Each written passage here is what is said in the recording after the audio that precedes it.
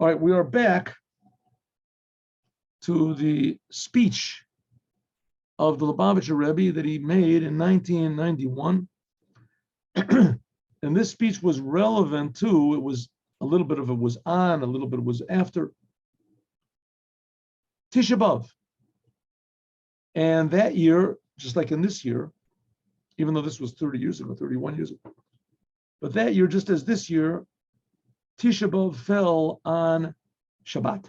Tisha B'Av fell on Shabbat. For those that don't know, Tisha B'Av is the holiday, the fast day that the Jewish people fast, mourning for the temple, for the destruction of the first and the second temple that was destroyed on the 9th day of this Hebrew month of or Menachem of. That's what it's called.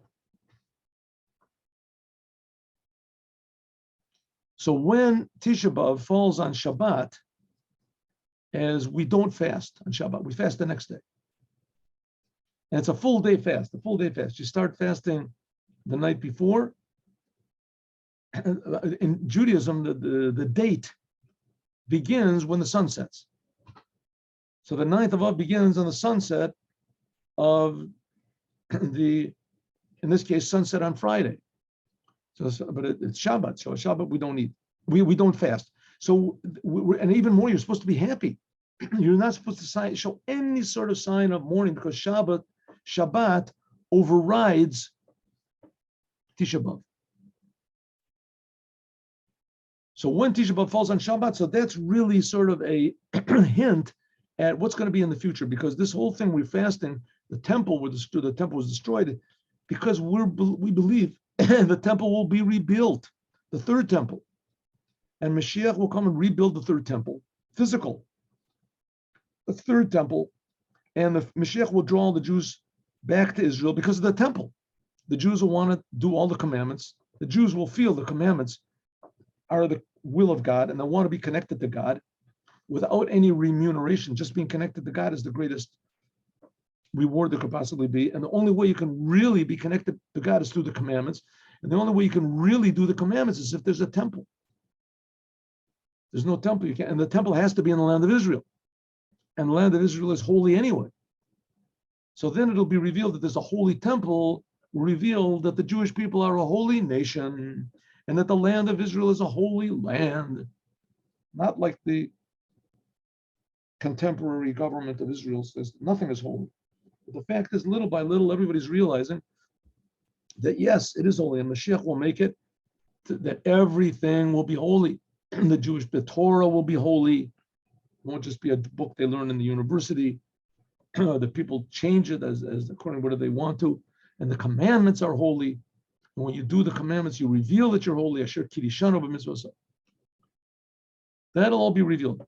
When will it be revealed? So he said, well, the third temple is supposed to be built on Tisha B'Av. And the Mashiach is supposed to be revealed before that. And just to get everything straight, look at it says the Laws of Kings, chapter 11 of the Rambam, Maimonides, Laws of Kings, write that down, and you'll see what the Mashiach is supposed to do. But one of the things of Mashiach is that he's supposed to bring Mashiach. Mashiach is supposed to educate the Jews. He's supposed to bring the Jews back to Jewish consciousness, Torah, commandments, doing the Torah and the commandments. That's what Mashiach is supposed to do. But then the main thing Mashiach is supposed to bring this thing called Geula. That's the goal of Mashiach. The temple is going to come down. First of all, he fights the battles of God. The temple will come down from heaven. And Mikdash Hashem Konani Yodecha. And all the Jews will come to the land of Israel. That's all going to happen. It says that Tisha B'Av, that's when Mashiach is supposed to come. That's when the base of Mikdash is supposed to be built. Up to now, what do we do on Tisha B'Av? We suffer. We fast. It's terrible. One of the worst days in the world. It also happens to be that for whatever reason it is, that the destruction of the temple was on the 9th day of Av, which is like one of the hottest days of the year. And it's also long. The day is really long. Sun sets. So of all the times to destroy the temple, we could have destroyed the temple in the winter where the days are shorter. But okay, that's the way it came out. But now it's going to be even more happy, even happier. And that is all hinted at in this coming Shabbat, which is going to be Tisha B'Av. So not only do we not fast and mourn, but we're happy. You're supposed to be happy, and you're supposed to eat, and you're supposed to drink wine. This thing of Shabbat Tisha B'Av, this is especially stressed in eating and drinking on Tisha B'Av. You can't eat and drink on Tisha B'Av. Yes, you can. And this fact of this year, you must, and you have to be happy. You're not supposed to show any even sign, a little bit of sadness or mourning that the temple was destroyed. But the temple is destroyed. You're supposed to forget about it. You're supposed to always remember it. It says on Shabbat, no, as you're right, it's true. That's true. But on Shabbat, something much, much more meaningful and happy to think about. And that is God. Shabbat is God's day. Let God take care of it. Whatever God does is good. It's okay. When there's the commandment of to have pleasure on Shabbat, enjoy the Shabbat, get pleasure from Shabbat. It says you're supposed to get pleasure from eating and drinking. Dagim gadolim, big fish, meat, wine. Even regarding to the third meal, we eat after mincha on Tisha B'Av and Chol B'Shabbat. It's that this is going to be the meal right before the fast, because we fast on Sunday, and Sunday begins in Judaism. It begins when the sun sets. So as soon as the sun sets on Shabbat, we begin fasting. And the law is a person that eats meat and drinks wine in this third meal and puts on his table even the meal, even like the meat, and you should put on your table even the meal. It says Keshlomo b'shaita, King Solomon when he was the king. King Solomon wasn't lacking anything. So if you want to pile up on your table meat and things like this, that's a good thing.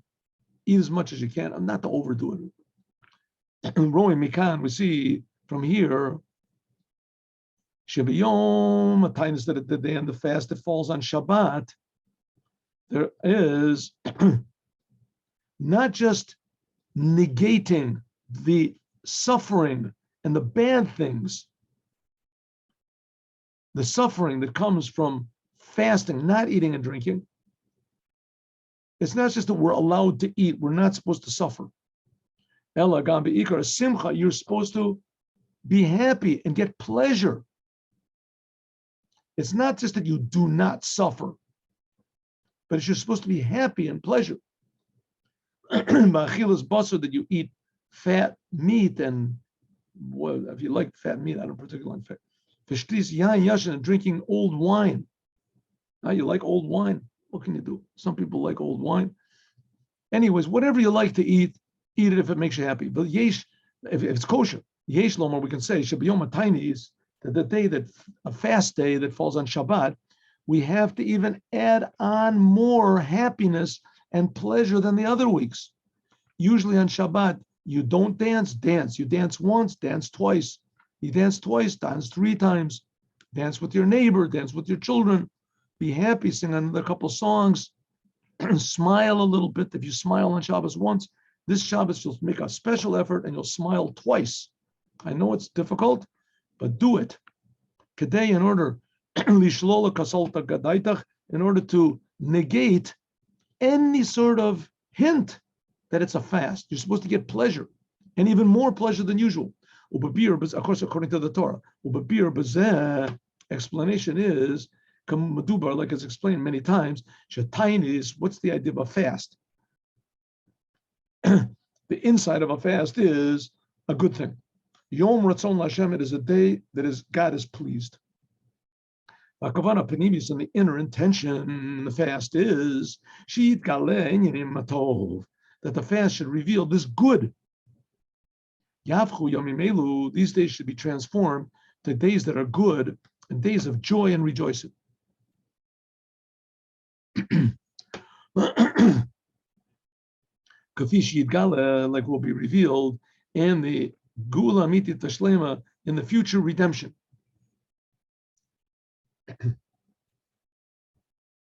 So fasting, generally speaking, is suffering, right? There's some people that they like to fast and that they enjoy fast. That's very rare. That's very rare. There was a famous short story by Kafka, Franz Kafka, the hunger artist. You ever hear this? Hunger artist? Anyway, read the story. It's short. Some people enjoy fasting, right? Some people enjoy fasting. Very rare. Some people enjoy fasting. Some people say it's good for your soul. Some people say it's good for your health. Some people just enjoy fasting. That's all. Okay, those people, that's very rare. Very rare. The fact is, eating is a very good thing. And it's a very pleasurable thing. Some people go overboard, true. People get addicted to all sorts of things. But nevertheless, eating is a very, very good thing. And when a person eats, if he eats properly, it gives him energy. It gives him energy, and food makes you healthy. And if a person doesn't eat properly, he's lacking vitamins and minerals and etc. So eating is good. Eating is very good. And eating is one of the reasons eating is good is because you're using this world for human purposes. The world can't be, it has no free will. If you eat a carrot, a cookie, a piece of bread, something, drink water, and because of that, you're able to work better, you're able to function better in the world. So it ends up that bread that you ate and the cookie that you, and the water that you drank, that becomes elevated. The cookie becomes a human being, right? It has a free will. And especially if a Jew eats food and it helps him to serve the creator of the universe, that's really something special. To the point it says Moshiach will come, the whole world will be like that. That was ideally the idea of the Holy Temple. It took animals and elevated them to the creator of all animals. The Inyan Panimi, the inside thing, but a fast, what's a thing? Fast, the inside thing of a fast is supposed to reveal the inside, the soul of food. In other words, you take away from the external part of the food and you fast, you think about what's the inside, what the benefits that you get from. The inside of a fast is revealed when the fast falls on Shabbat. That then you have, first of all, the benefits of the fast, the spiritual benefits of the fast without fasting. So the bad things go away, but not the good things don't go away. Exactly the opposite. The day that Shabbat, this reveals something about God. This is the day that's going to be totally Shabbat. Chemdet Yomim Otokoros says that this the special, the most dear and pleasurable of all days is Shabbat. It's a mitzvah, it's a commandment to enjoy the Shabbat. This is the day that is connected to the redemption. Hari Az then Eit Ratzon, it's a special time that the fast, it says, is a special time. It's a special, the fast day is special. Here says the Rebbe, not the actual fasting. The actual fasting certainly has its benefits, but the fast day itself has a spiritual potency to it. And this potency is revealed normally when you actually fast. And this Shabbat that's revealed when you eat, because it still remains a fast day. Then the fast is like a holiday, a happy day. On Tisha B'Av, we fast, we get the benefits of fasting, but we're not happy. And a person's supposed to always be happy. In the future, it's going to be like what's going to be in the days of the Mashiach. Until the fact that we pushed off the fast by means of Shabbat, this gives us past power that we can push it off totally. It says in the days of the Mashiach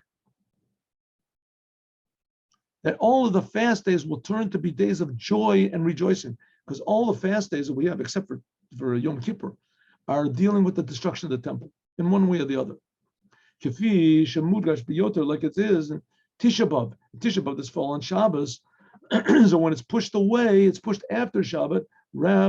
Rebbe says, since it's pushed off, let it be pushed off forever.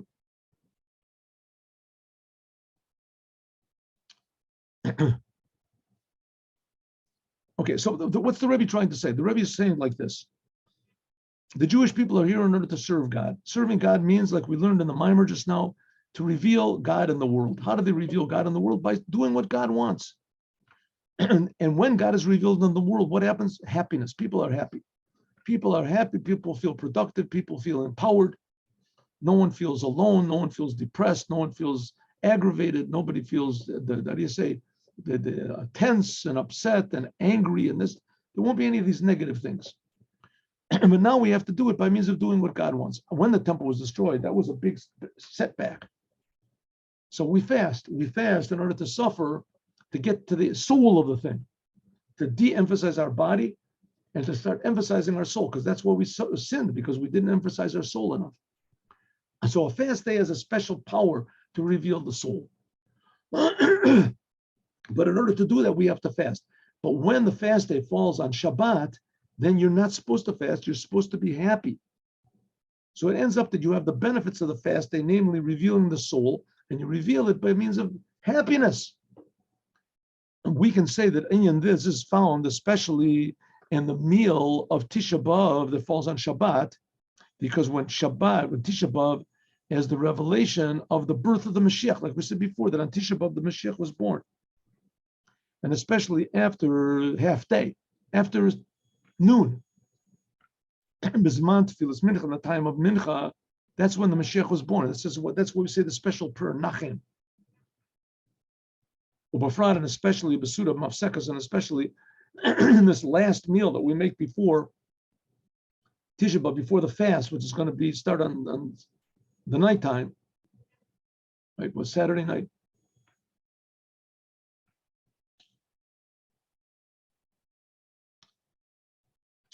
This fast, which we the last meal that we eat on Shabbat, which is going to usher into the fast, which is going to be on Sunday, is the third meal, because the third meal that we're supposed to eat every Shabbat, this is attached to the meal of the future. Sudat Leviatan Meshura Bor, Shtiyat Yana Meshumar, says that there's this spiritual meal that everyone's going to eat physically. It's going to be a physical meal.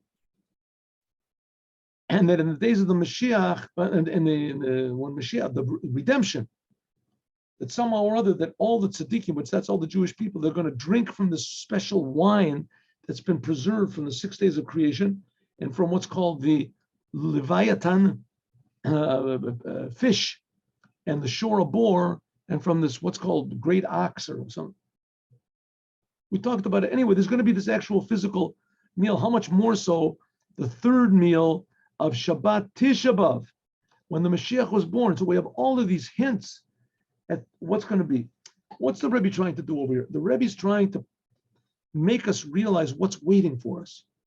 It's not just this dream and that there's something that's never going to happen. The carrot at the end of the stick, that the goat is always just trying to go and just pull this cart.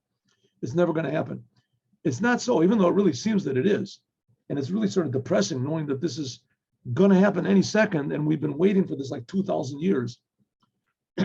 So it's pretty depressing and pretty this. Says the Rebbe is trying to take away this depression, this frustration.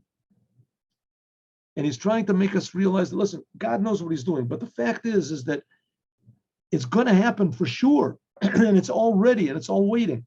And we get little sort of glimpses, little sort of peeks through the cracks in the wall that we can peek at a little bit this amazing good world that's waiting for us here in this physical world. And one of the hints is this Shabbat, when Tisha B'Av, the worst day of the year, falls on Shabbat, which is the best day of the year. And Shabbat overrides Tisha B'Av. Yeshlo, we can say even more than that. Kasher, when Tisha B'Av falls on Shabbat, and the fast is pushed away to the next day, to the 10th day, Yeshno, there is something like the 9th day and the 10th day of Tishrei. The 9th day and the 10th day of Tishrei. What happened? How do we get to that? That's Yom Kippur. The 10th day of Tishrei is Yom Kippur. Erev Yom Kippurim and Yom Kippurim. Like the rabbis say, anyone who eats and drinks on the 9th day of Tishrei, it's treated as though he fasts on the 10th day.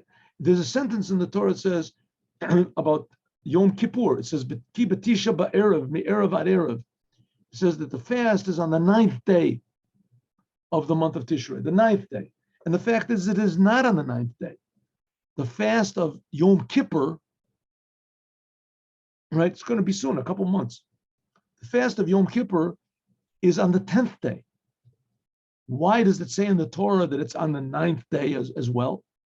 So it says anyone who eats on the 9th day, it's as though he fasted for 2 days.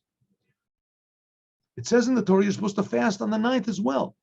But the fact is we don't fast on the 9th. God told Moses you don't do it. You fast only on the 10th day. Why does it say in the Torah the 9th day? So it's just to tell you that if you eat on the 9th day, the eating on the 9th day of Tishrei is as valuable as the fast that you're going to fast the next day on Yom Kippur.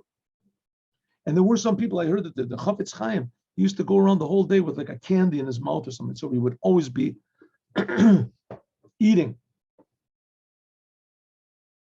So if so, we can say maybe this Shabbat that we're going to eat on the Tisha B'Av, on the 9th day of Av, so we're getting a reward for fasting, even though we're eating. Through eating, by means of eating. It's something like the day before Yom Kippur, where we get a reward for fasting by means of eating. Let's explain, first of all, what's the connection between Tisha B'Av and Yom Kippur? Tisha B'Av and Yom Kippur, what is the connection? The days of these fasts, that all of them come from the rabbis, they have a connection. They are something like the fast of Yom Kippur. Only fast in the Torah that comes from the Torah is Yom Kippur. And all the other fast days that the rabbis instituted, right, like Tisha B'Av and the 17th day of Tammuz, these are sort of copies of Yom Kippur. They made it in that same form. Can you do it like it's known? All the commandments of the rabbis are something like those of the Torah.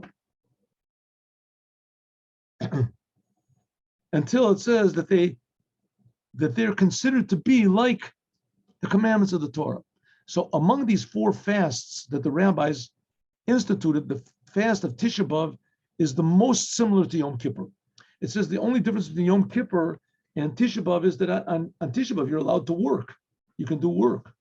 On Yom Kippur you can't. Tisha B'Av, the day is like the nighttime, the night is like the day, just like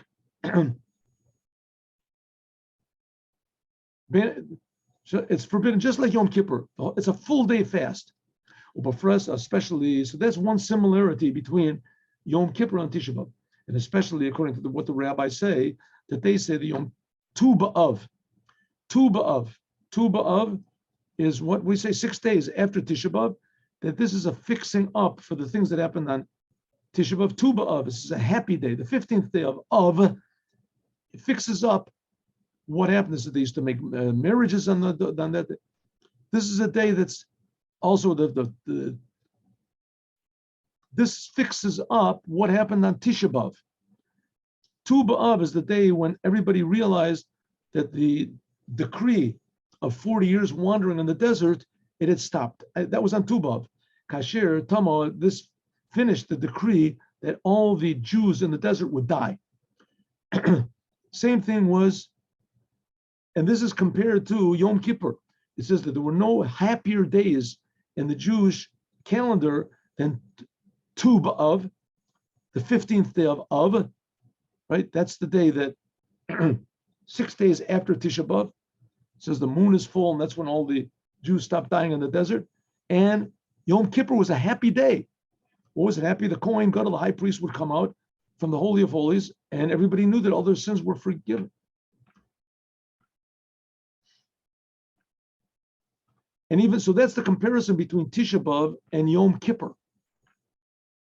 A little bit deeper, the greatness of Tisha B'Av is that's the day that the Moshiach was, the date that the Moshiach was born. Now in the time of exile, this is concealed. This expressed is, and this is brought to revelation, Tisha B'Av, in the 15th day of Av. In the 15th day of Av, 6 days after Tisha B'Av, this is when the moon is full. The 15th day in Judaism, the 15th day of every month is when there's a full moon. and of the full moon shows the Jews are compared to the moon. It shows the Jewish people still have hope. This makes an elevation even in the moon. The moon is representative of this aspect of God's kingship. That's the thing of kingship, the moon, that's compared to the king, King Mashiach. King David is the Mashiach. Like we say in Kiddush Levana, David Malchut Mashiach. We say David Melech Yisrael Chai V'Kayom. After the great descent that there was in Tisha B'Av in the time of exile. But it said that why was this tremendous descent and destruction of the temple and this mourning? Why? Remember, we learned yesterday that God destroyed the first temple al-manat in order that there would come, God would come in the month of the Mazel Aryeh, the zodiac of Leo, and he would build Ariel the temple. God destroyed the temple in order that he would build a third one that was better. Something like this big revelation that's waiting for us any second it's supposed to happen. And this is revealed to us on this Shabbat Tisha B'Av, when we are found only the good of Tisha B'Av, the birth of the Mashiach on Tisha B'Av. Therefore, there were no better days to the Jewish people than the 15th day of Av, because of the great elevation of the 15th day of Av. When it says the moon is full, 6 days after Tisha B'Av, that then there shines in a revealed way what's going to be the connection between Mashiach, the Jewish people, and the whole reason that we have Tisha B'Av, the building of the third temple. Therefore, the rabbis connect the holiday of the 15th day of Av with Yom Kippur. We say that these were the two happiest days of the year. It's a Mishnah in Tainit. There were no happier days for the Jews than the 15th day of Av and Yom Kippur, because Yom Kippur is once every year. And this is when the high priest went into the Holy of Holies. He revealed the Yechida, the inner level of the Jewish soul. That's also the Mashiach, the inner level of the Jewish soul, the level of Yechida. This brings about an elevation also of Malchut, of the world, into Pnimiyut Atik, and the inner pleasure of God, the Kabbalistic, which this is something like the future. Okay, so what happens on Yom Kippur? The high priest goes into the Holy of Holies. It's a happy day. That's what it says, the happy day. Why? Because this inner pleasure of God is revealed. Well, the same thing happens on the 15th day of Av. It's a happy day, the same thing, because the inner pleasure of God is revealed. Do we see that now? No. Are we supposed to see it? Yes. Ulahosif, and to add on, that the finishing of these 7 weeks of comfort that come after Tisha B'Av, when did this finish? On Rosh Hashanah.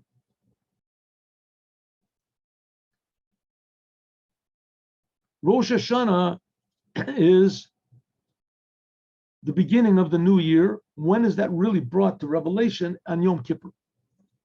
So we say after this Tisha B'Av, so we read the Haftorah from Isaiah, which is very severe on the Jewish people.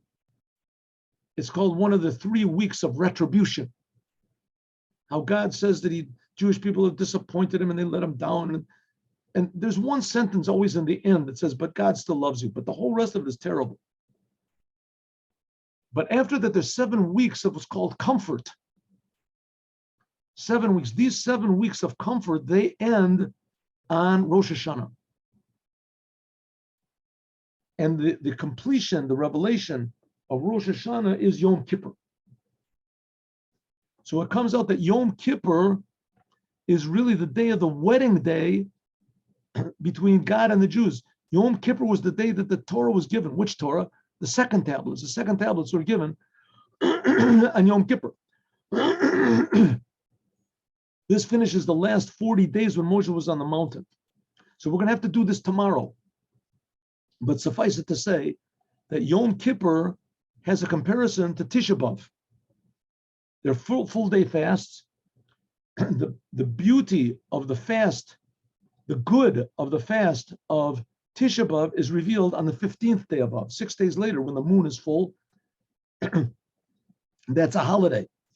And the real true revelation of the good of Tisha B'Av is revealed after the 7 weeks of comfort on Rosh Hashanah, and more exactly on Yom Kippur. So Yom Kippur is the marriage day between God and the Jewish people. That really is the true revelation of the uniting of God and his people. That's what Mashiach is supposed to bring. And Tisha B'Av is the day the Mashiach was born.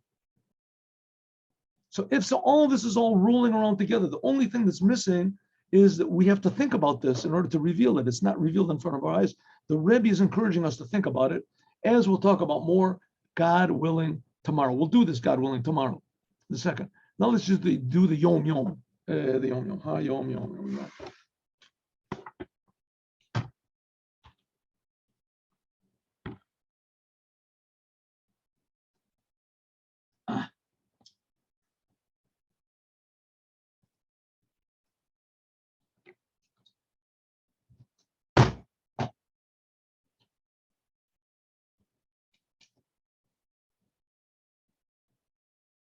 What am I doing? What did I do?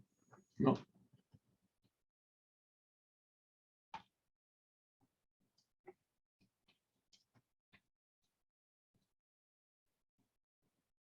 Here we go.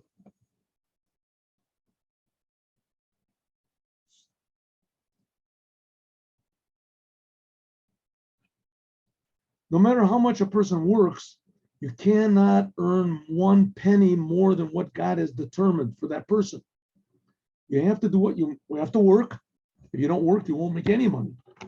But you should have to remember that your work is only just a vessel. The main thing is God's blessing.